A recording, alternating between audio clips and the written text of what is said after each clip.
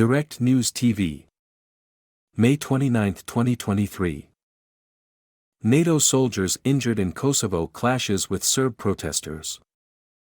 25 soldiers from a NATO-led peacekeeping force were injured in clashes with Serb protesters while defending 3 town halls in northern Kosovo, while Serbia's president put the army on the highest level of combat alert.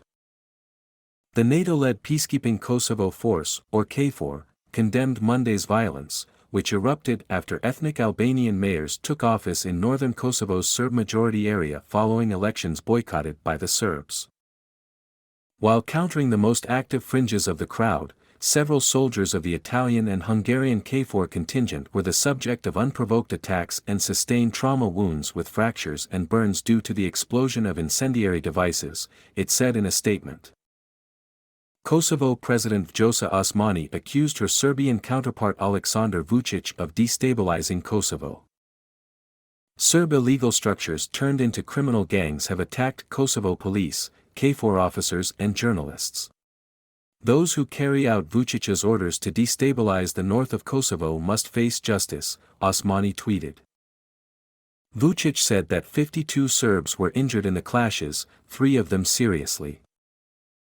The U.S. and its allies rebuked Pristina on Friday for the rising tensions. Clashes erupted earlier on Monday in Zvikan, one of the towns in North Kosovo, where state police, staffed entirely by ethnic Albanians after all Serbs quit the force last year, sprayed pepper gas to repel a crowd of Serbs who tried to force their way into the municipality building, witnesses said.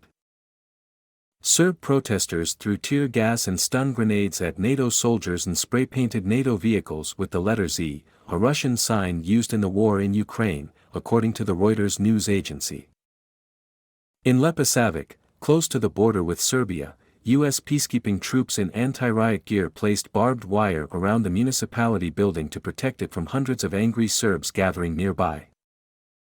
Protesters also pelted a nearby parked car belonging to the new mayor with eggs. Vučić, who is also the commander-in-chief of the Serbian armed forces, raised the army's combat readiness to the highest level, Defense Minister Miloš Vučević told reporters. This implies that immediately before 2 p.m., noon Greenwich Mean Time, the chief of the General Staff of the Serbian Armed Forces issued additional instructions for the deployment of the army's units in specific, designated positions, Vučević said without elaborating.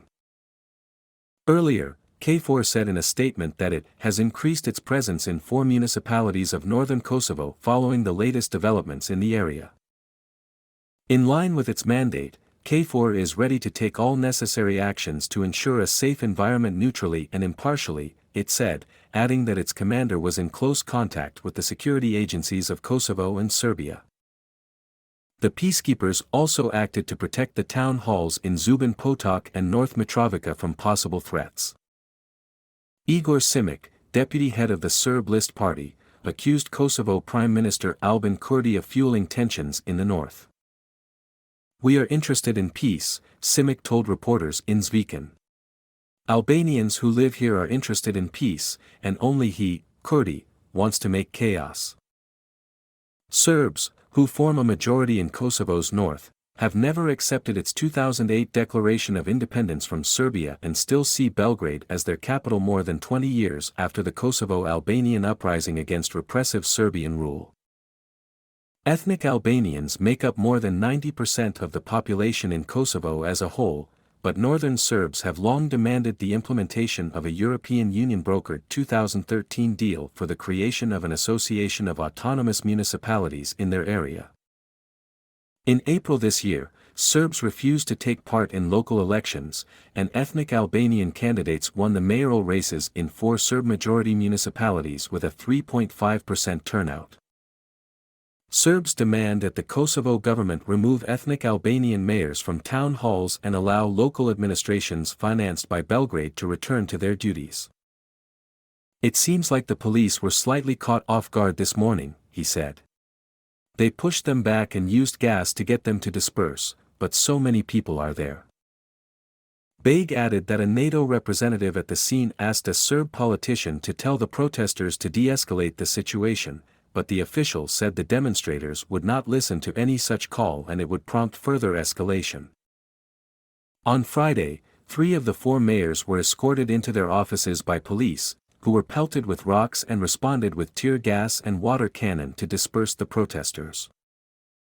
More than a dozen Serbs and 5 Kosovar police officers were injured in clashes that day, and Serbian troops on the border with Kosovo were put on high alert.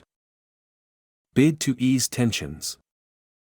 Local media reported on Monday that Western diplomats of the so-called Quint, 5 NATO members that focus on the Western Balkans, have summoned the ethnic Albanian mayors to a meeting in Pristina in a bid to ease tensions.